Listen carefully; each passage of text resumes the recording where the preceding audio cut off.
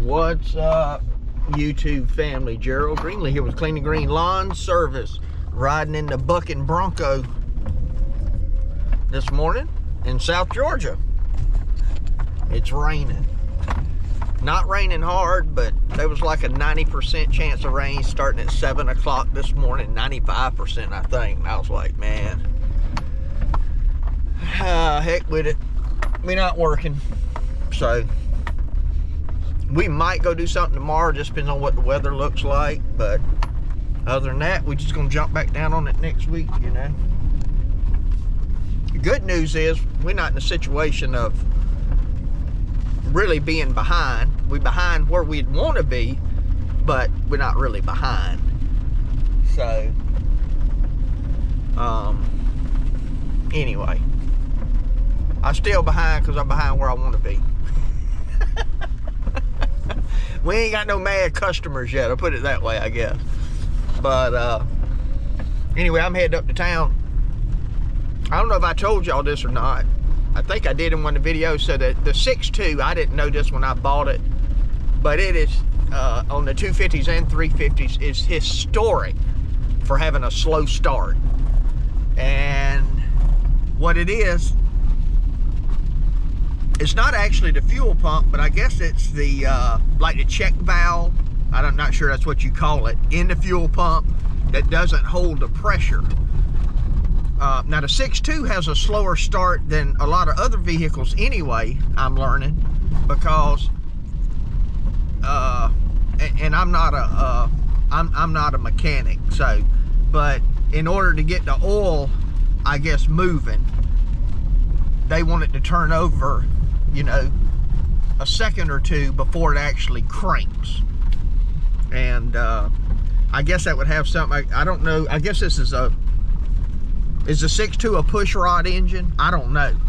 But that's kind of what it sounds like. Kind of like your older vehicles, they used to all, you know, whirl over 3 or 4 times before they'd even think about starting. Well, the problem is that the fuel system loses its prime as it sits there.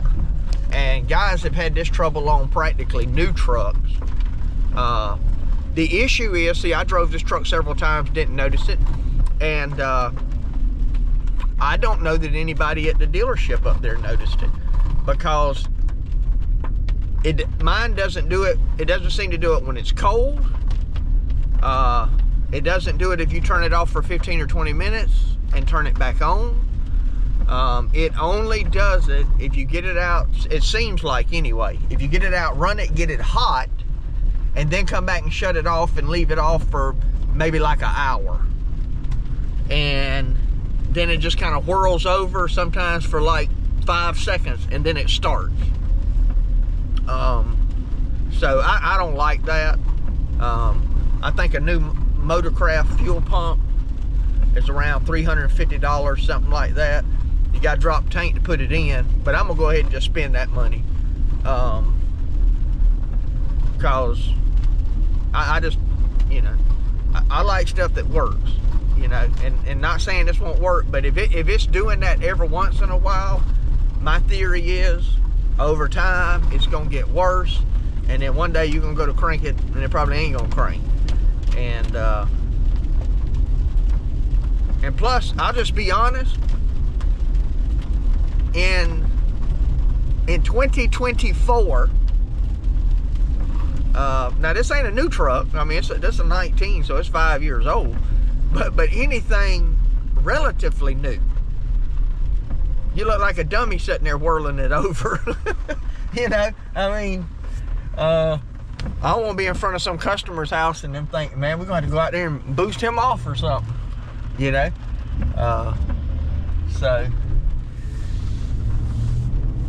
So I'm gonna go ahead and do that. I got to go ahead, I'm trying to decide on what kind of hitch I'm gonna get. I was kind of thinking about getting an adjustable hitch, kind of like the B&W tow and stow I got on the Titan. But man, you start spending $300 on them, and I don't really think I'm gonna need that on this, because the other truck, I just hooked it to the trailer and left it hooked up. And I think that's mostly what this truck's gonna do. So I think the first thing I'm gonna do is just buy me I think I'm gonna buy me a new 6-inch drop that's at least a 10,000 pound hitch with a ball. And you know, but the problem you get into with that, you know, for $225 I can get a Curt adjustable with a 2 and a 2 5/16 ball. Next thing you know, going and buying these separate parts, you know, I'm liable to be at $80. So you're already a third of the way there. But I just don't really see the reason to spend the rest of the money, because I don't really think I'm gonna ever have to adjust it that much. Now I might have to pull the other trailer behind it with a 2-inch ball occasionally, but I already have a 6-inch drop that I can use for that with a 2-inch ball on it. So, and pulling them other trailers, I don't need a 10 or 12,000 pound hitch. So anyway, today's gonna be a bunch of probably useless wondering. I'm gonna go up here and check on this. I also need to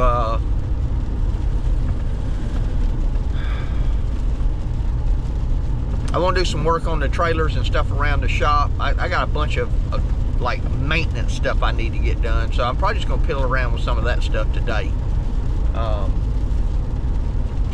anyway, I'll check back with y'all.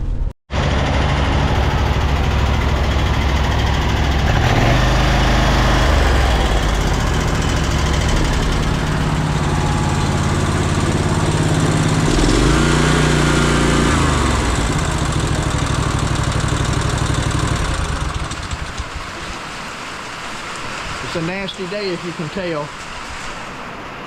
Now I kind of wish I didn't have this trailer under here. I could put my truck under here. Anyway, because I can't get completely out of the rain. And I got the Titan blocking that one. I could move it, but for what I got to do right now, I don't really need to. I'm going to show y'all what I picked up while I was at the stove. Did not get a fuel pump. They wanted like $500 for it there, and I found it online, same pump, for like $350 I think. So yeah, we're gonna order that one offline. But anyway, I had gotten this reducer to go in here, and I probably shouldn't have done that, but that's only like a 5,000 pound hitch right there. So this bad boy right here is a reef, and this thing is it's a 5-inch drop. Really a 6 would be better, but I'm gonna tell y'all why I got this. This thing was originally like maybe $60, and it was marked down to $19.99. And then when it rang up, I had to look at my receipt, but it was only like maybe like $12 or something. And this is got a 13,000 pound capacity with 1,300 pounds of tongue weight, which is 8,000 pounds more than the one I just had in there. And or no, I had the one I had, yeah, was 5, so it's 8, and then it was 500 on the tongue weight, so it's 800 more pounds on the tongue weight. And you can get that 1.25 inch ball. So I don't know what this ball was originally, but it rang up for $10.99 I think, and this is a 14,000 pound ball. So that's gonna be more than enough, you know, for what I need. So got to find the hole in here. But so I said all that to say this: for about $22 or something like that, I got a whole setup that'll work now. And if I find that I'm gonna be changing these things out a lot, like if I'm gonna be doing more of that than I think I am, then I want to put that on the other side. But anyway, I'll do that in a minute. If I find out I'm changing this out more than I thought I would be, then I'll go to a Kurt or a B&W or something that's adjustable. Like I said, I like the B&W on my Titan, but I just didn't want to pay $300, you know, for something that I'm very seldom going to unhook. So anyway, let me get all this stuff on. I really wish I had taken that sticker off. Oh, it's hung under there now. But once you get that doggone lock washer washed down, that locked down, that thing ain't easy to take back off. So we're just gonna cut around that and live with it, I think. But anyway, we set up now. I did go check my lock that I have for this. It's not big enough for this 3-inch, so if I'm gonna put a lock on it, I'm gonna have to get a different one. But anyway, we got that on there and we can pull the trailer now. And one of the things I'm needing to do, the problem is it's raining and a bunch of my tools are in the other shop. I need to get them moved down here. But I'm wanting to reset up my trailer and mount my other backpack blower on it, or mount one of my other backpack blowers on it. Just because we normally carry it around in the bed of the truck anyway. I learned last year, we were out one day and broke the string on that one, and I didn't even have the handheld with me. Normally I have the handheld in the back of the truck, but we were doing commercial properties that day, blowing off parking lots, and I was like, I can't do this. So we had two backpack blowers on the other truck, so I went and met them and got one of theirs. But I said, you know what, I'm not going to be down a backpack blower, so I'm going to go ahead and mount another one on this trailer. So anyway, I need to do some things to this trailer, get my tag put on, just some stuff like that. So but I need to really get it back in the shop to do that. So anyway, I may do that and go up there and grab a few tools or something. I just hate going and getting tools out of a box and bringing them down here. But I definitely don't want to move my box in this weather either, get all full of water. Guess I can put a tarp or something over it, but I don't know. We'll see. Well, it's definitely a nasty mess out, but I've still accomplished quite a bit. Got my new choke put on this trimmer, as well as an air filter. Let me show y'all the air filter that come out of there. This is what you call serious tool neglect. Look at that. It's just, I don't even know how it was running. It is nasty. Changed out the filter in this one and put the new exhaust cover on it. Them 2620s, you always have trouble with that, so I went ahead and put that on. And don't put a plug in it, but I don't have any of those plugs, so I put the tune-up kit on here. Here's one of the beauties of having broke down equipment. So this one's locked up, and this one, I don't know what's wrong with it, but it just never really had any power. I bought it used and it worked a little while, but now I'm just using them for parts. So I was able to get the bubble off of it because I didn't have a bubble for the fuel. And so my guard had came off of this. One of my bolts had come out, and so I was able to get a bolt off of that Echo over there that worked in it, and tighten this bad boy up. It was loose. You can see how it's tore that off, the string hitting it. So got this other trimmer rack put on. I don't know if I already showed y'all that. I did have a chainsaw here. So I got 2 backpack blowers on here now, and I can still take, and if I want to, I can slide that up and put the chainsaw on there, and I may end up doing that. I think I had it that way at one time. I had them both on one side, but what I tried to do on the trailer when I reorganized it the last time was I tried to take and put everything tall on one side. That way if we need to load stuff or unload stuff, we could do it from this side. Which, yeah, see, I did have it on here. I did have one way up here for them bolsters for one of these racks. So I also pulled, tried to adjust the brakes on here, and I couldn't really get much headway on it, so I took this tire off and pulled the whole hub off, and I think the pads are just wore down too much. There ain't much left of them. They might be 1/8 of an inch or so, so probably need to order some new pads. We had issue with brake controllers. Like, you could never get them adjusted in the one truck. In the old 150, you could never get them adjusted right.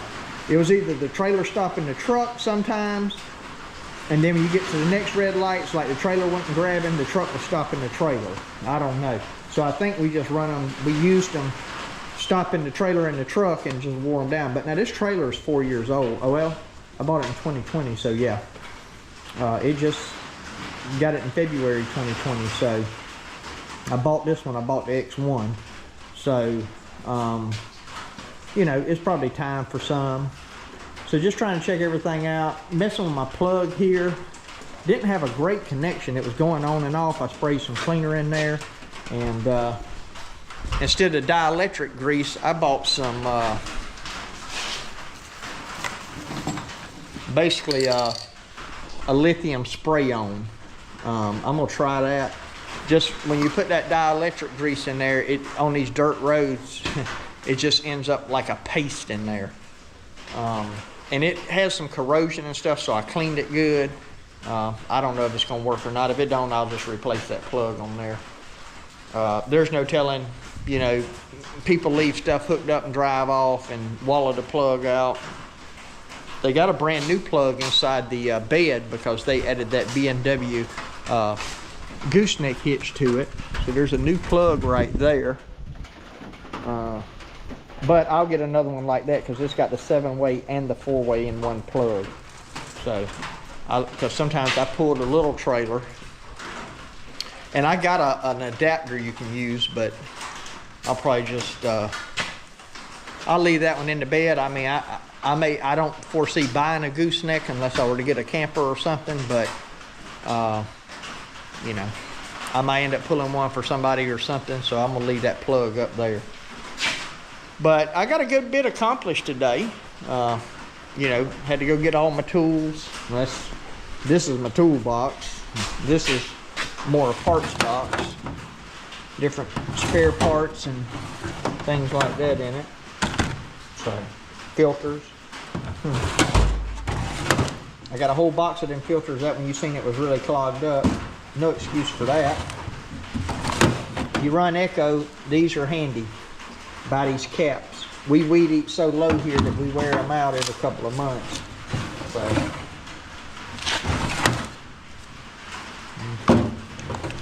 Or you can get the whole assembly. You know, these right here probably like $10 a piece, and this right here is probably 30. So. In fact, I just put a new one on. Let's see, I just put a new one on this one about a week ago, and you can already tell we done got the writing wore off of it already. So I changed the caps until it starts getting bad cuts in here where it wants to cut the line. You can see that one's getting a little groove in it there, which means I probably changed that cap before. But I'd like to get out and clean this stuff up. It's nasty, but I'm not getting out in that to do it, so just doing what I can here in the shop. I gotta find my trailer. I bought a new license plate holder because we hadn't run a license plate on this trailer in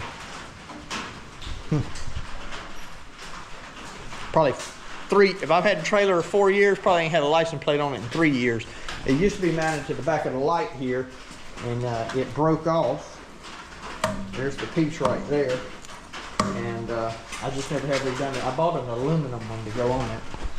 But I think I got a box up there in the other shop with trailer stuff in it. So I'm gonna look and see, and if I got that, I'm gonna probably go ahead and try to do that today while I'm out here piddling around. So just trying to get some much needed maintenance done, man.